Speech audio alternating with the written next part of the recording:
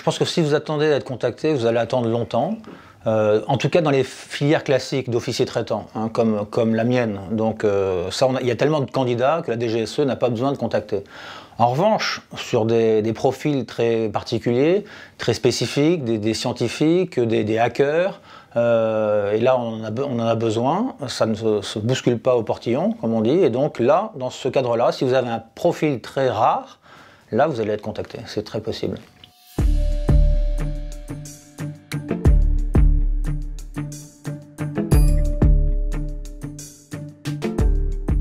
Pas forcément, parce que quand on est un agent, on est un maître du renseignement humain, donc il faut recruter des sources.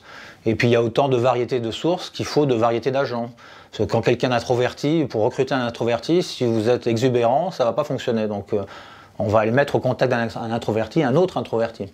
Donc on a besoin de tout le monde, de toutes les qualités, et puis voilà, donc des gens discrets. De toute façon, il ne faut pas être très exubérant, mais on peut avoir du charisme, on peut plaire en société, être drôle. Ça fonctionne aussi. Donc tous ces types de profils sont possibles et sont parfaitement indiqués.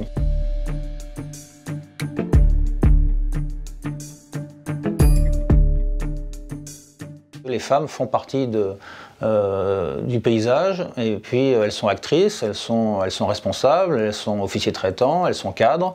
Donc on a de plus en plus de femmes qui montent la hiérarchie, qui prennent des décisions, et on a besoin, c'est ça, pour recruter une femme, parfois une femme c'est mieux qu'un homme, etc. Donc c'est une réalité maintenant. Et il y a une dizaine d'années, on a progressé. Il y a une dizaine d'années, je me souviens d'une réunion qu'on avait faite avec nos partenaires britanniques. En face de nous, il y avait 5 hommes, 5 femmes, et nous, on était 10 hommes. Donc c'était un peu la honte. Maintenant, ça s'est amélioré.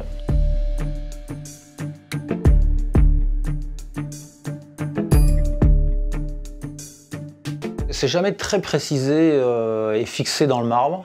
C'est ce qui rend un peu la chose difficile, donc c'est un petit peu, les gens font comme ils le sentent, avec une règle principale qui est, il faut en dire le moins possible. Alors, donc à partir de là, on fait ce qu'on peut. Ce serait quand même ridicule et contre-productif et dangereux de dire à ses proches, de mentir sur le fait qu'on travaille à la DGSE. Donc ça se voit au cinéma, mais en réalité, ça rendrait quelque chose de très...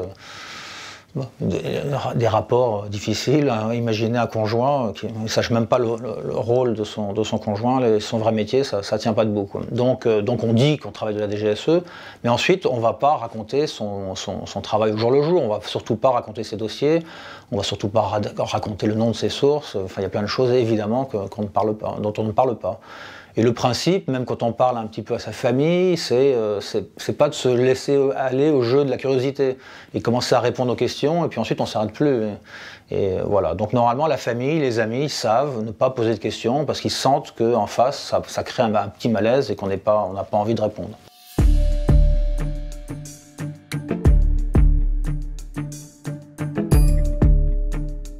Oui, il y a des cellules gadgets, il y a même plusieurs cellules gadgets. Donc, après, on n'a pas, dans son métier, moi j'ai pas eu à utiliser beaucoup de gadgets, un petit peu, hein, des petits intercepteurs de signaux GSM par exemple. Mais ensuite, parfois, quand on veut mettre une balise GPS par exemple, sur un véhicule, là il y a vraiment un travail technique de camouflage, il faut mettre la batterie, il faut la cacher, donc là, il y a un vrai travail de gadgeterie. Oui. L'idée, c'est d'utiliser une prise téléphonique, une lampe. Bon, une lampe, c'est plus classique, mais un livre, une chaussure.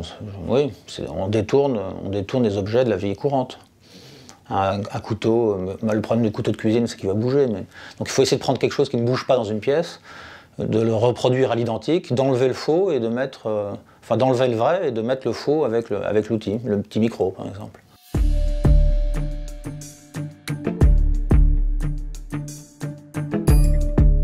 Travail, c'est pas toujours le terrain, c'est pas toujours l'excitation de partir à l'étranger, parfois avec des faux passeports. C'est beaucoup au départ un travail d'analyse, mais c'est tout aussi passionnant parce que c'est un peu un travail comme un journaliste. Donc on monte son dossier, et en plus son dossier on l'alimente avec des choses qui sont marrantes. Enfin, des interceptions téléphoniques, de mails.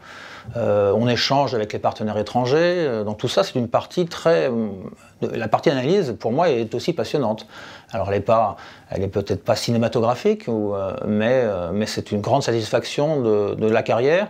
Et je pense que si on veut être agent secret et qu'on n'aime pas ce côté analyse, dossier, fouiller, écrire, rédiger, il faut changer de métier, il faut faire autre chose.